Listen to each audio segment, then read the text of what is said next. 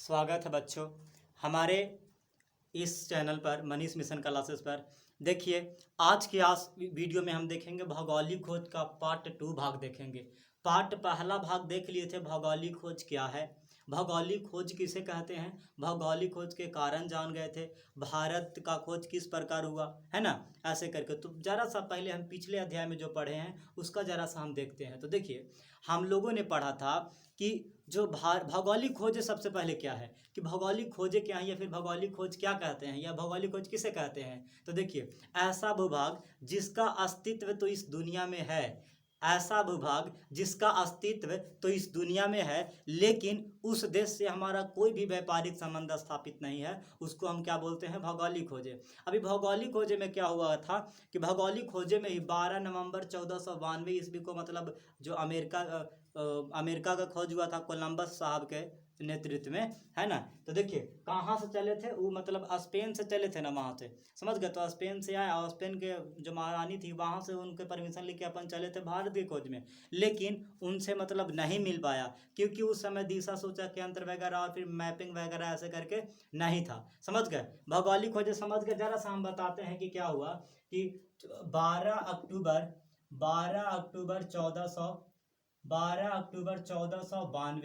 1492 को कोलंबस, पूरा नाम क्रिस्टोफर कोलंबस साहब था, इन्होंने भारत की खोज में यात्रा की। इस भारत की खोज में यात्रा की। इससे पहले मैं बता दूं कि 1488 में बार्थोलोम्यू डियाज ने अफ्रीका के दक्षिणतम बिंदु उत्मासा अंतरिप का पता लगाया था। उत्मासा अंतरिप का मतलब क्या होता है, मतलब केप ऑफ गुड होप, है ना। पूछेगा आपसे कि केप ऑफ गुड होप का पता किसने लगाया, तो किसने लगाया था, बोलिए बार्थोलोम्यू डियाज ने। कब लगाया था, तो 1488 ईस्वी में लगाया था। देखिए 1492 में क्या हुआ था कि जो कोलंबस साहब थे वो कहाँ निकले थे, बोले मतलब भारत की खोज में निकले थे कि अब भारत के हमको खोज देना है। कहा कि इससे पहले क्या था कि भारत एक सोने की चिड़िया था, है ना। भारत क्या था, बोलिए सोने की, इससे पहले मतलब भारत क्या था, सोने की चिड़िया। लेकिन धीरे धीरे मतलब क्या हुआ कि मतलब एकदम जंजीर छोड़ दिया, सब धीरे धीरे सब लेकर चल गया, है ना।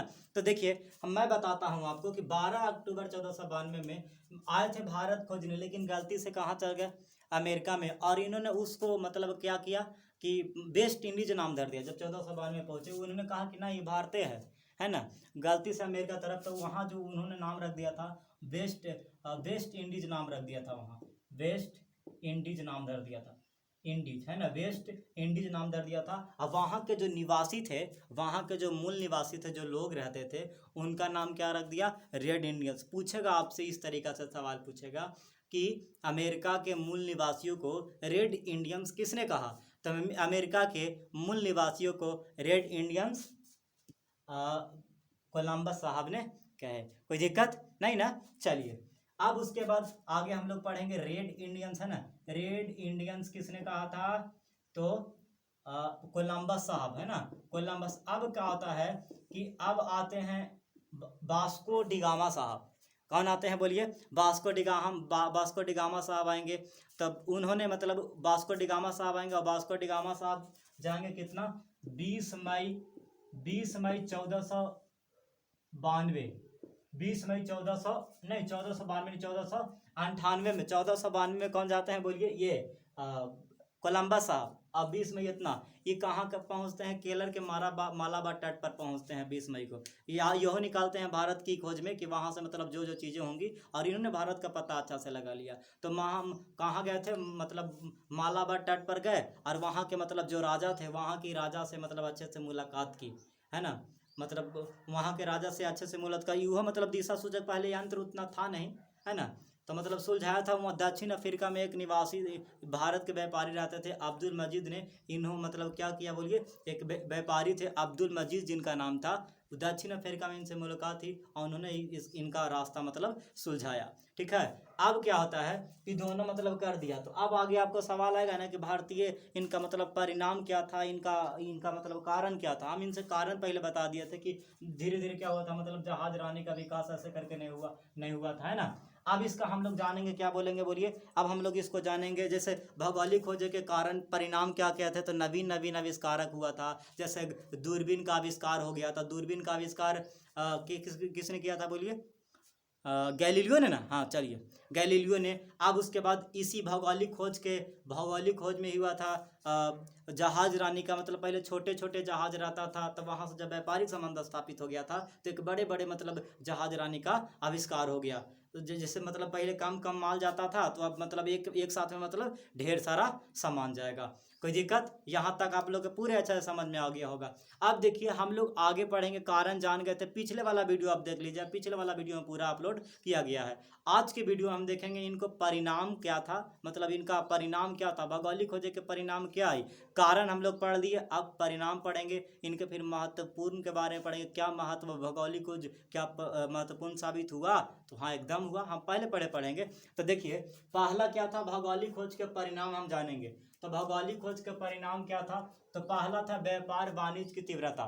व्यापार वाणिज्य की तीव्रता, आराम से देखिए, नोट कॉपी अपना पेन पेपर सब उतार कर रखिए, जो भी बात बोले उसको आराम से फटाफट नोट करते चलिए। आपका वीडियो लगातार चलेगा, 9th-10th का भी मतलब बहुत जल्दी मतलब लाएंगे, मैथ वगैरह सारा चीज़ इस पर आपको एकदम अवेलेबल होगा बहुत अच्छे तरीक़ा से। अगर आपको लगे कि अगर समझ में नहीं आ रहा तो प्लीज़ आप कमेंट बॉक्स में कहिए, हम और बढ़िया से बढ़िया आपको बताने का प्रयास करेंगे। वैसे आशा करेंगे हम आपको बेहतर से बेहतर शिक्षा देने का प्रयास करेंगे, है ना। तो देखिए आराम से और अपना फीडबैक अवश्य दे, ताकि हमको लगे आपको समझ में आ रहा है या नहीं। तो देखिए हम लोग पढ़ते हैं क्या, भौगोलिक खोजों का परिणाम। तो पहला क्या था, व्यापारिक मतलब क्या था, वाणिज्य व्यापार का तीव्रता। तो देखिए जो नए नए देश था, नए नए देशों की जानकारी के पहले यूरोपीय व्यापार में मुख्य रूप से भूमध्य सागर और बाल्टी सागर क्षेत्र से ही होता था। समझ गए, जो व्यापार कहाँ से होता था बोलिए, व्यापार जो होता था वो मुख्य रूप से कहाँ होता था, मतलब भूमध्य सागर और बाल्टिक सागर क्षेत्र से ही होता था। लेकिन अब धीरे धीरे इसका विस्तार होने लगा। क्या हुआ बोलिए, लेकिन धीरे धीरे अब इसका विस्तार होने लगा, और इसका जो विस्तार हो गया कहाँ तक हो गया, अटलांटिक और हिंद और प्रशांत महासागर क्षेत्र से भी इसका व्यापार होने लगा। कहीं कोई दिक्कत नहीं ना। देखिए क्या हुआ, वाणिज्य व्यापार की तीव्रता हुई, जैसे नए नए देशों की जानकारी हुई, नए नए देशों का जब खोज हुआ। अब जैसे भारत का पहले कोई थोड़ी जानता था कि भारत कहाँ है, भारत में क्या है। तो भारत में तो मतलब 2 जानता था, अरब और ईरान, मतलब ऐसे भारत के बारे में कोई जानता था। धीरे धीरे करके मतलब वहाँ से इसका संपर्क मतलब स्थापित हो गया, है ना।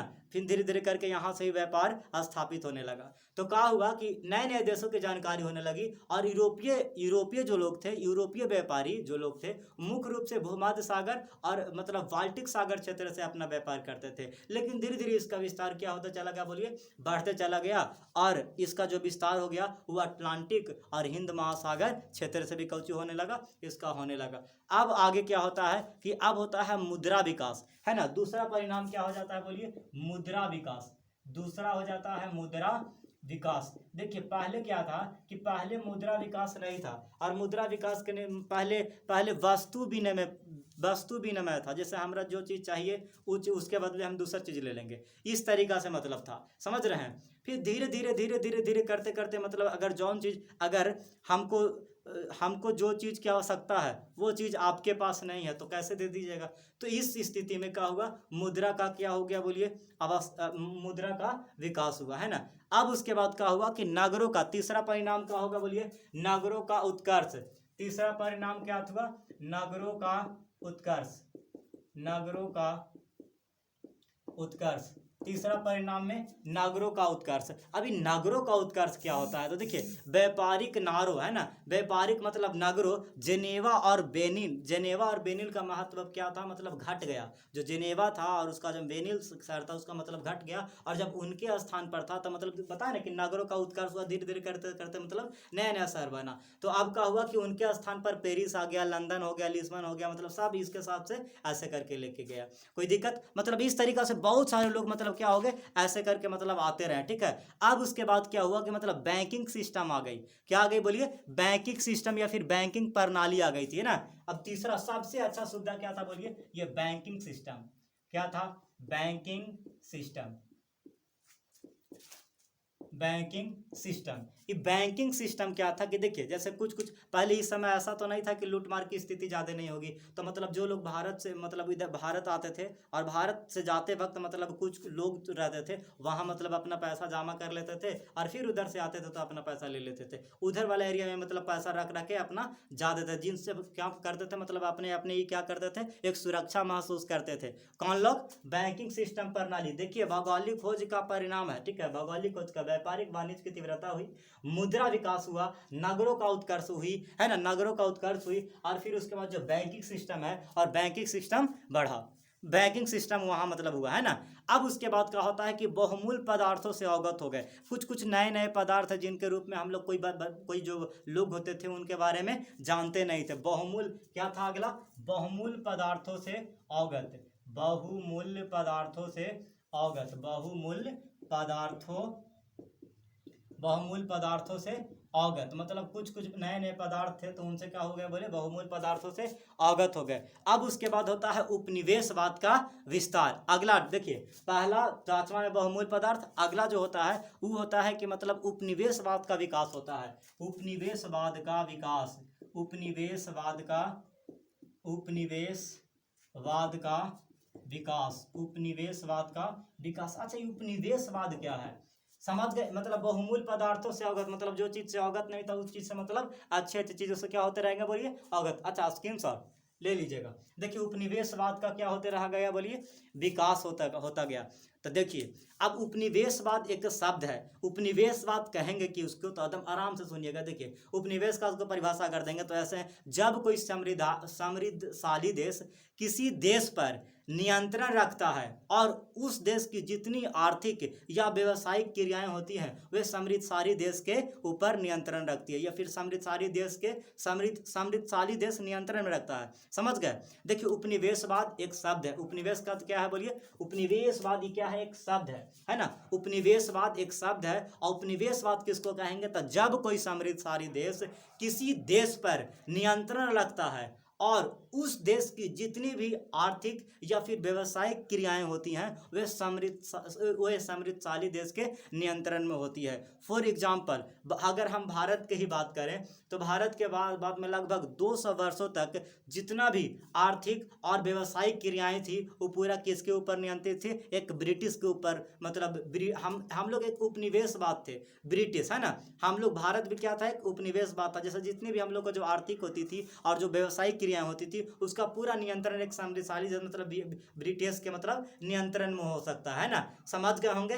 200 वर्षों तक मतलब क्या हुआ, हम लोग का आर्थिक, भारत का आर्थिक और व्यवसायिक क्रियाएं एक समृद्धशाली देश के नियंत्रण में रहा, मतलब जो पूरा जो नियंत्रण कौन करता था, ब्रिटिश करता था, है ना। अब इसका दूसरा एग्जाम्पल मिल लेंगे अमेरिका के भी। तो अमेरिका का हुआ था कि अमेरिका जैसे फ्रांस लोग मतलब शुरू शुरू वहां से व्यापारी करने गए थे अमेरिका में, तो अमेरिका भी गया धीरे धीरे करते, अमेरिका, इटली, ऐसे ऐसे करके छोटे छोटे दोस्त चल गए, ठीक है। फिर उसके बाद जो इंग्लैंड था, इंग्लैंड ने अमेरिका को लगभग 13 उपनिवेश क्षेत्रों में बांट दिया था, है ना। इंग्लैंड को लगभग 13 उपनिवेश क्षेत्रों में कौन कर दिया था, बोलिए, बांट दिया था। अब उसके बाद धीरे धीरे करते करते खैर अमेरिका के लोग जो पढ़े लिखे थे वहाँ का जो बौद्धिक जो लोग, बौद्धिक क्षमता बहुत ठीक था, है ना। इस वहाँ के लोग भी जैसे रूसो हो गया, मॉन्टेस्क्यू, ऐसे कर करके मतलब लोग थे, बहुत अच्छा बौद्धिक विचारधारा रखने वाले लोग थे, जिसके वजह से अमेरिका एक फिर से आज़ाद हो गया और सब 13 उपनिवेशवादों को एक जगह मिला लिया। समझ गए? उपनिवेशवाद समझ गए होंगे। तो इस तरीका से उपनिवेशवाद का भी विकास हुआ। अब उसके बाद क्या होता है, अब उसके बाद होता है कि पश्चिमी या फिर ईसाई धर्म का प्रचार होता है। देखिए, अब क्या होता है, ईसाई धर्म का प्रसार, ईसाई धर्म का, ईसाई धर्म का प्रचार, प्रचार प्रसार, है ना। इस ईसाई धर्म का क्या होता है, बोलिए, प्रचार या फिर प्रसार, ऐसे करके होता है। समझ गए? अब देखिए, कोई भी अगर आदमी जाएगा तो अपनी संस्कृति अपनी सभ्यता को तो प्रचार करबे ना करेगा, इसको पश्चिमी बोलते हैं भी। देखो, मतलब ईसाई धर्म का क्या हो गया, बोलिए, मतलब प्रचार हो गया इसमें, है ना, ईसाई धर्म का प्रचार। जो मतलब उस समय जो भौगोलिक की स्थिति में था तो सब अपना अपना मतलब धर्म का या फिर जहाँ जाएगा तो उस चीज़ का मतलब अपना प्रचार करबे करेगा ना। तो उस स्थिति में क्या हुआ कि यहाँ मतलब अपना जो ईसाई धर्म था, अपना ईसाई धर्म को कौन कर दिया, बोलिए, अपना प्रचार किया। कोई दिक्कत नहीं ना। चलिए, अब उसके बाद क्या होता है, दास व्यापार। अब एगो क्या होता है, बोलिए, दास व्यापार। दास व्यापार। ये दास व्यापार क्या होता था? तो दास व्यापार जैसे क्या होता था कि एगो मालिक यहाँ है ना, ऐसे करके एगो मालिक हम यहाँ बना देते हैं, ऐसे एगो मालिक यहाँ और एगो मालिक यहाँ। अगर हमको सामान यहाँ यहाँ पहुँचाने में इसको दिक्कत हो रहा था, ये बीच में एक आदमी रहता था जो इधर का सामान यहाँ पहुँचाता था, जो प्रमुख रहता था, ऐसे करके, समझ रही है? तो यहाँ से ऐसे करके करता था, तो ये मीडिएटर बोलते हैं इसको, है ना। तो मतलब यह दास व्यापार था, आधा सामान इधर आधा सामान ऐसे करके मतलब बेचता था। अब इस स्थिति में क्या हुआ, दास व्यापार समझ गए होंगे, मीडिएटर होता था, जो मालिक के पास जो प्रमुख कोई होता था उधर आ नहीं सकता था, तो मतलब ये वहां पहुंचा देता था, उधर का सामान इधर कर देता था। समझ रहे हैं बात के? अब उसके बाद क्या हुआ कि अब उसके बाद भौगोलिक ज्ञाने आई। भौगोलिक ज्ञाने, भौगोलिक ज्ञान, स्वाभाविक बात है कि भौगोलिक ज्ञान आएगा, नहीं। भौगोलिक ज्ञान, जैसे भौगोलिक ज्ञान कैसे होगा, जैसे आप लोग कहीं दूसरे जगह चल जाइएगा, अगर आप लोग दिल्ली चल जाइएगा घूरने, तो वहाँ जाइएगा तो वहाँ का लाल किला देखेगा, मीना बाजार देखेगा, तो अपन दिमाग में बैठा लीजिएगा। अब घर आइएगा तो कहिएगा अच्छा वहाँ का मीना बाजार इस तरीक़ा से था, वहाँ ऐसे था। हम लोग ऐसा करके बोलते हैं कि नहीं? अगर पटना में भी जाएंगे तो पटना का उचू होगा, है ना पटना, तो वहाँ वहाँ महावीर मंदिर देखेंगे तो हम लोग बतियाते आते हैं, अच्छा देखो वहाँ का महावीर मंदिर इस तरीक़ा से था, कितना लंबा था, ऐसे करके ना। तो स्वाभाविक बात है कि मतलब भौगोलिक ज्ञान होना ही है। तो उस स्थिति में क्या होता था, बोलिए, भौगोलिक ज्ञान भी होता था। अब देखिए भौगोलिक खोज के महत्व के बारे में। अब भौगोलिक खोज का महत्व क्या रहा, इतना परिणाम था, है ना, कोई दिक्कत? परिणाम में कुछ कुछ बातें हैं जो बोली हैं, वो चुपचाप आप क्या कर लीजिएगा, कॉपी में नोट कर लीजिएगा, है ना। चैप्टर वाइज आपको पीडीएफ भी बहुत अच्छे तरीका से उपलब्ध कराने का प्रयास करेंगे हम, है ना। देखिए क्या हुआ, व्यापार वाणिज्य की तीव्रता हुई, मुद्रा विकास हुआ, परिणाम में नगरों का उत्कर्ष हुआ, बैंकिंग सिस्टम, बैंकिंग प्रणाली का वहां प्रचलित हुआ, फिर उसके बाद बहुमूल्य पदार्थों से अवगत कराया, उपनिवेशवाद का विकास हुआ, है ना, उपनिवेशवाद का विकास हुआ। फिर क्या हुआ, ईसाई धर्म का प्रचार प्रसार हुआ। उसके बाद क्या हुआ, दास व्यापार हुआ, दास व्यापार। फिर उसके बाद होता है भौगोलिक ज्ञान, वहां आ जाता है, समझ गए। इन सारे चीजों का आपसे पूछेगा सवाल में कि भौगोलिक खोजों को क्या क्या परिणाम थे, तो बस इतना सारा चीज को आपको लिख देना है, आपका नंबर मिल जाएगा, है ना। अब उसके बाद आते हैं भौगोलिक खोज के महत्व के बारे में आते हैं। भौगोलिक खोज के इतना क्या था बोलिए। अब हम लोग पढ़ेंगे भौगोलिक खोज के महत्व के बारे में। भौगोलिक खोज के महत्व के, भौगोलिक खोज के महत्व, और इसी के साथ आपका चैप्टर क्या हो जाएगा बोलिए, खत्म हो जाएगा। देखिए भौगोलिक खोज का महत्व एक सही में एक युगांतरिक रहा है, एक युगांतरिक कारण रहा। अगर भौगोलिक खोज नहीं होता तो शायद हम इन सभी चीज़ों को हम लोग देख नहीं पाते, समझ रहे बात के। इतना मतलब है भौगोलिक खोज का महत्व एक युगांतरित रहा, नहीं रहता तो हम लोग दास व्यापार जो नगरों का उत्कर्ष होता है ऐसे कर करके मतलब हम लोग पता नहीं कर सकते थे। ठीक है, हम लोग आशा करते हैं कि आपको ये बहुत अच्छे से समझ में आया होगा। तो हम लोग मिलते हैं नेक्स्ट वीडियो में। ये पूरा चैप्टर खत्म हो गया है ना, मतलब जितना सारा आपको विषय था पूरा विषय मतलब आपको खत्म हो गया। इतिहास का पार्ट 1 पहले वीडियो भेजे हैं और पार्ट 1 E2 है ना। अब उसके बाद आप लोग अगर कहिएगा तो मैं इसका जो पूरा जो नोट्स बना के मतलब जो क्वेश्चन आंसर है वो भी मैं आपको करवा दूंगा, है ना। तो आज के वीडियो में बस इतना ही, मिलते हैं अब नेक्स्ट वीडियो में, तब तक के लिए जय हिंद।